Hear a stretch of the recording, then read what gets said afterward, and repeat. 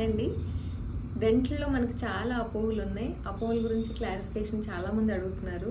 ఒక్కొక్కరికన్నా ఒకేసారి ఇలా వీడియో తీద్దామనిపించి తీస్తున్నాం. ఇందులో చాలా పార్ట్స్ ఉన్నాయి. మీరు తెలుసుకోవాలంటే ఈ పేజ్‌ని ఫాలో అవ్వండి.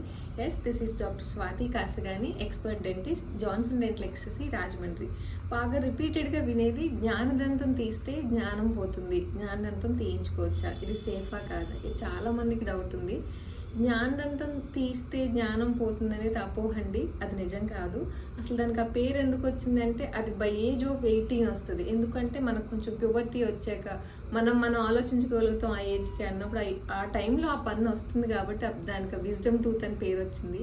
ఆ పన్ను తీయటం వల్ల జ్ఞానం ఏమీ పోదు. అలానే ఆ పన్ను రాకపోతే జ్ఞానం లేదని కాదండి. ఇంకొకటి, జ్ఞానదంతం ఒకవేళ మనకి సరిగా రాలేదు, ఇబ్బంది చేసింది, డికే అయిపోయింది, పెయిన్ స్వెల్లింగ్ స్టార్ట్ అయ్యాయంటే ఆ పన్ను తీయించుకోవటం కంప్లీట్లీ సేఫ్ అండి.